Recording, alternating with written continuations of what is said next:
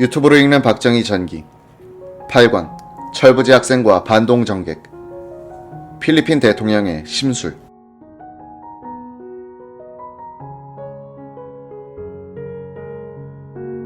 1966년 10월 23일 일요일 정오 박정희 대통령 일행은 홍콩을 출발 오후 3시 30분 마닐라 국제공항에 도착했다. 동체에 성조기 마크가 선명하게 그려진 노스웨스트 항공사의 전세기는 조종석 창문에 걸어둔 작은 태극기를 휘날리며 환영 행사장 앞 붉은 양탄자 앞에 멈춰섰다. 페르디난드 에드랄린 마르코스 필리핀 대통령과 나르시소 라모스 외상 등 필리핀 정부 요인들이 기다리고 있었다. 유양수 주 필리핀 대사와 필리핀 외무성 의전실장이 기내로 올라가 박 대통령에게 인사를 한 뒤 환영 행사 일정에 관한 보고를 했다. 박 대통령이 의전실장의 안내를 받으며 계단을 내려오자 150여 명의 교포들이 환영했다. 계단을 내려온 박 대통령과 마르코스 대통령이 악수를 나누며 포옹을 했다. 뒤따라 내려오던 이동원 외무부 장관은 두 사람의 포옹 장면을 보고 저렇게 닮았을 수가 하며 놀랐다고 한다. 물론 이목구비 하나하나까지 복사판은 아니었으나 마르코스의 분위기는 영락없는 박 대통령이었다. 까무잡잡한 얼굴, 날카로운 눈매에 작은 키, 아담한 체구, 게다가 카랑카랑한 목소리까지 내겐 분간 못할 혼란이었다. 특히 도도하고 당당하게 걷는 걸음걸이는 뒷모습이라면 누구든 쌍둥이라 할 정도였다. 박정희와 마르코스의 닮은 점에 대해서는 당시 외교가의 화제이기도 했다. 두 사람은 외모에서만 닮은 것이 아니었다. 1917년생으로 같은 기사생인 것은 물론 그때까지의 인생 역정 또한 비슷했다. 필리핀은 300년 이상 스페인의 식민 통치를 거쳐 19세기 말부터 40여 년간 미국의 지배를 받아온 나라다. 미국의 식민시대에 마닐라에서 태어난 마르코스는 필리핀 법대에 재학 중 국회의원 말룬 다산의 암살 혐의로 기소됐으나 무죄를 주장해 1940년 석방됐다. 필리핀이 제2차 세계대전 중 일본군에 의해 점령되자 루손섬 북쪽에서 게릴라 지도자로 활동하다 일본군 포로가 되기도 했다. 메가더가 필리핀을 재수복한 뒤 마르코스는 미국으로부터 최고 명예 훈장을 받는 등 종전할 때까지 도합 27개의 훈장을 받은 군인으로 명성이 높았다. 종전 후인 1949년 마르코스는 루손섬에서 하원 선거에 출마해 전국 최다 득표로 당선되는 기록을 세웠다. 1959년 상원에 진출할 때도 전국 최연소 최다 득표라는 기록을 세웠고 이어서 상원의장에 출마해 최연소 의장으로 당선되기도 했다. 마르코스는 1965년 11월 필리핀 대통령 선거에 출마, 당선됨으로써 국가 지도자로서의 길을 걷기 시작한다. 마르코스는 필리핀의 경제적 위기 극복과 국내 질서의 회복에 노력하면서 미, 일 등 선진 우방국들과의 관계 설정에도 많은 노력을 기울였다. 그는 1969년에 대통령으로 재선, 1973년에는 삼선 개헌을 위해 비상사태를 선언하고 개헌을 추진했다. 1966년 당시 한국의 1인당 GNP가 130.8달러였을 때 필리핀은 269달러로 동남아시아에서 선두그룹에 들어있었다. 마르코스는 필리핀을 아시아에서 일본 다음 가는 부강한 국가로 이룩하겠다는 꿈과 패기와 긍지를 갖고 있었다. 뿐만 아니라 이웃나라 지도자들과의 경쟁의식도 강했다.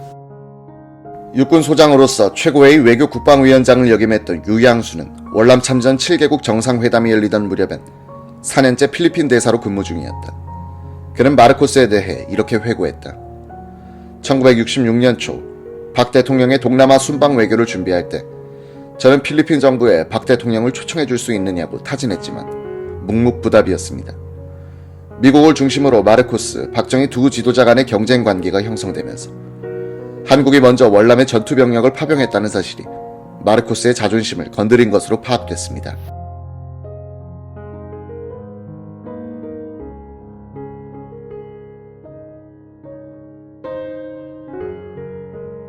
미국에 대한 마르코스의 입장은 한국과 조금 달랐습니다. 경제 발전을 위해서는 미국으로부터 긴밀한 원조가 필요했지만 48년간 필리핀의 식민 모국이 미국이었기에 부담도 컸습니다. 필리핀에서는 미국 식민시대의 독립운동가들을 찬양하면서 반미 분위기가 일상화되어 있었습니다. 역대 필리핀 대통령들이 미국으로부터 독립하겠다는 노력을 해온 만큼 마르코스도 필리핀의 자존심을 세우려는 노력을 하고 있었습니다. 그의 부인 이멜다도 필리핀 문화 부흥 운동에 앞장서고 있을 때였죠. 반면 필리핀 내부의 인민공산당들은 중공으로부터 무기를 지원받아 마르코스의 발목을 잡으려 하고 있었습니다. 마르코스는 미국의 월남전 지원 요청에 응했지만 병참과 군수부대 위주의 지원에 그쳤죠.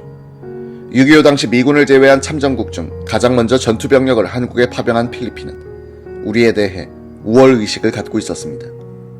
그런데 한국 정부가 월남에 전투병력을 파병했다는 사실이 마르코스에게 충격적이었습니다. 월남 파병을 통해 한국이 미국으로부터 많은 원조를 받아낸다는 점도 마르코스에게는 아픈 곳을 찔리는 듯한 느낌이었을 겁니다. 제가 대사로서 마르코스 대통령을 만나면 표현은 하지 않지만 분명 뭔가 샘을 내는 듯한 느낌을 받곤 했죠.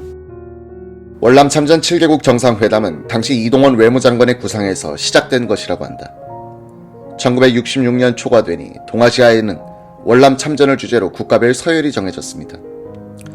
한국이 42,500명의 병력을 파병해 선두였고 오스트레일리아 4,500명, 필리핀 2,000명, 뉴질랜드 150명이었으며 태국은 17명에 불과했습니다. 1966년 6월 14일 아스팍이 서울에서 열렸을 때 월남 참전국 대표들에게 우리끼리 한번 모이자는 의견을 내어 만장일치로 찬성을 얻어냈습니다. 일종의 월남 참전국 모임을 만든 것이죠.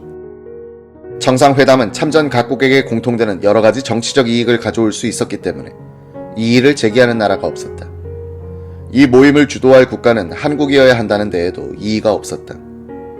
그런데 일주일쯤 뒤 라모스 필리핀 외상이 마르코스 대통령에게 이 사실을 보고하자 마르코스가 이 회의는 필리핀이 주최해야 한다고 우기기 시작했다고 한다. 이동원 장관은 서울에서 열릴 것에 대비해 준비를 하다 라모스 필리핀 외상으로부터 미안하다는 연락을 받았다. 그 직후 미 국무성의 번디 차관보가 급히 내한했다.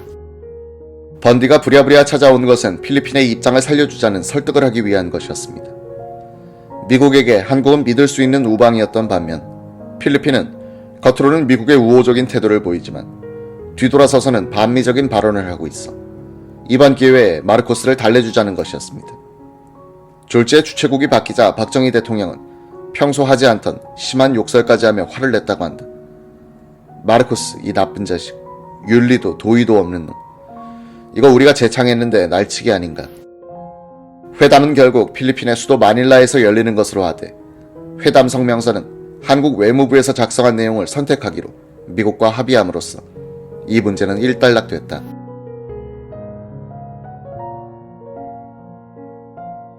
(1966년 10월 23일) 오후 4시 박정희 대통령 일행은 필리핀 공항에서 이전 행사를 마치고 숙소인 마닐라 호텔에 도착했다.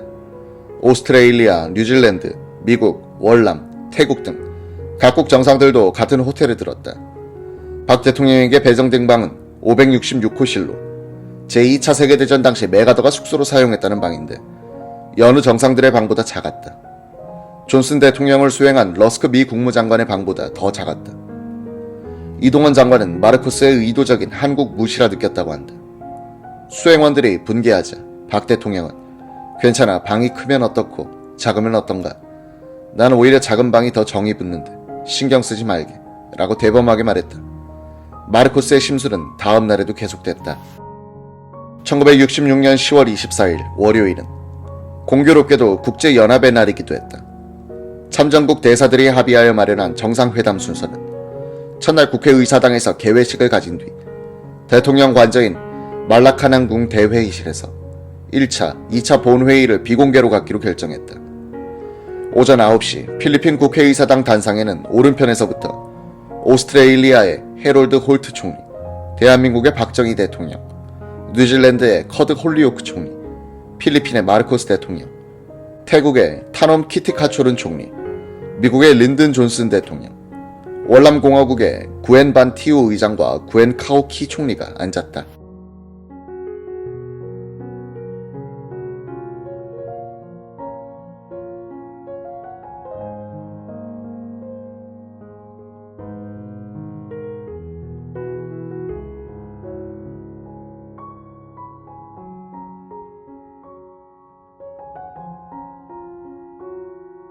의사당에는 7개국 대표단원 약 200명과 외교단, 필리핀 국회의원, 각종 단체 대표 등 200여 명, 세계 주요 신문, 라디오, 텔레비전 기자와 보도진 400여 명이 자리하고 있었다. 동남아시아 사상 최대의 국제회의가 시작된 것이다. 당시 유양수 주 필리핀 대사의 회고. 사전에 참전국 대사들끼리 모여 시간표를 짜면서 개회사는 주최국 정상인 마르코스 필리핀 대통령이 하는 것으로 결정했습니다. 다만 주전국인 월남과 미국에 비해 필리핀의 입장이 미묘할 것이라는 점을 두고 대사들끼리 토론한 끝에 형식적인 개회사를 하도록 10분으로 짧게 잡아두었습니다. 그런데 개회식에서부터 문제가 생긴 겁니다. 태국 총리의 사회로 개회 선언이 있은 뒤 뉴질랜드 총리의 제의로 주최국인 마르코스 필리핀 대통령이 만장일치로 이번 회의의 의장이 됐다. 의장의 개회사 순서가 됐다. 동시 통역으로 진행되는 이 회의에서 마르코스는 스페인 억양이 강한 영어 연설을 유창하기 시작했다. 그는 사전에 합의한 대로 참가국 정상들을 환영한다는 대목에서 연설을 마무리 지어야 했다. 그런데 그의 연설은 브레이크가 없었다. 10분에 걸친 환영사에 이어 난데없이 평화론으로 이어졌다. 평화와 자유는 모든 인류의 권리이며 소망입니다. 평화와 자유가 없는 곳에 인류의 번영과 행복은 있을 수 없습니다. 단상의 순회들은 월남에 대한 지원을 강화하자는 목적에서 참석했다가 갑자기 평화론이 나오자 표정이 굳어졌다. 마르코스는 연설을 멈추지 않았다. 동남아 국민들은 평화와 자유를 박탈당하고 어두운 삶을 강요당한 쓰라린 역사의 경험을 갖고 있습니다. 지금 이 시간에도 월남에서는 야만적인 전쟁이 계속되고 있으며 부도덕한 파괴와 살인이 자행되고 있습니다. 개전은 케네디가 했지만 뒤처리는 존슨의 몫이 된 월남전. 존슨은 월맹을 협상 테이블로 끌어내기 위한 군사적 압박이 필요했고 그만큼 아시아 우방에 결속된 참전이 요구됐다. 그런데 마르코스가 평화론을 주창한 것이다. 청중을 향해 앉아있던 존슨 대통령이 갑자기 의자를 돌리더니 단상에 마르코스를 향해 앉았다. 그리고는 보통 사람의 얼굴만큼 큰 손을 번쩍 들더니 마르코스를 향해 박수를 쳤다. 이것은 인류 문명의 파괴이며 인간 양심에 대한 반역이고 신의 섭리에 대한 죄악입니다. 존슨 대통령은 더욱 열렬히 박수를 쳤다. 청중들은 마르코스와 존슨을 번갈아 보며 침을 삼켰다. 오른쪽에서 두 번째 자리에 앉아있던 박정희 대통령의 얼굴은 심각하게 굳어졌다. 단상 아래에서 지켜보던 유양수 대사의 회고. 저를 포함해 단상 밑에서 보고 있던 참전국 외교관들은 경악하는 중이었습니다. 존슨은 마르코스를 향해 앉아서 평화라는 단어만 나오면 박수를 쳐댔습니다. 그것은 칭찬이 아니라 노기의 표현이었습니다. 마르코스는 10분 예정인 환영사를 무려 30분이나 하고 내려왔습니다. 그동안 존슨은 혼자서 수십 번이나 박수를 쳤던 겁니다. 기이한 개회사에서 마르코스는 평화와 자유를 외쳤지만 그것을 지키기 위한 방안은 한마디도 언급하지 않았다. 마르코스와 존슨의 대결은 이날 오후에 열리는 2차 본회의장으로 옮겨갔다. 오전에 개회식이 끝난 뒤 대통령궁에서 열린 제1차 본회의에서는 월남 총리 구엔 카우키의 월남 현황 설명이 있었고 웨스트모어랜드 주월 미군 사령관의 월남전 전황에 대한 설명이 있었다. 오후 4시부터 열린 제2차 본회의는 각국 원수의 연설로 진행됐다. 커다란 U자 형태의 원탁에 7개국 정상이 알파벳 순서대로 앉고 각국 정상들 뒤로 수행 참모들이 앉았다. 마르코스 필리핀 대통령의 사회로 오스트레일리아에 이어 한국의 박정희 대통령이 기조연설을 시작했다. 우리는 인간의 존엄성과 자유를 신봉하는 세계 인류의 염원을 구현하고자 하는 사명감으로 이 회담에 임하고 있습니다. 이 회담을 통해 참전국들은 불의와 결연히 대결하며 정의를 위하여 기꺼이 희생할 수 있는 용기 있는 사람들이라는 것을 세계 만방에 재천명함과 동시에 침략자들에게는 침략을 포기하게끔 압력을 가해야 합니다. 계속해서 박 대통령은 휴전 전에 외국군대 철수 반대, 월맹의 베트공에 대한 지원의 즉각 중지, 월남에서 월남공화국 외 정치 권력 불인정, 휴전 후 월남의 독립보장 등을 주장했다. 그의 발언은 참가국 정상 중 존슨을 만족시킨 유일한 내용이며 회의가 진행될수록 확연해져 갔다. 뉴질랜드에 이어 필리핀 순서가 되자 U자 테이블 중앙에 앉아있던 마르코스는 예의 평화론을 개진했다. 여기서도 존슨은 의자를 돌려 앉은 뒤 다시 박수를 치기 시작했다. U자형 테이블을 따라 순서가 바뀌면서 이윽고 존슨 미국 대통령의 차례가 됐다. 러스크 국무장관 등이 배석하고 그 뒤로는 10여 명의 참모와 수행원들이 앉아 있었다. 참모 한 사람이 존슨에게 준비된 연설문 원고를 전달했다.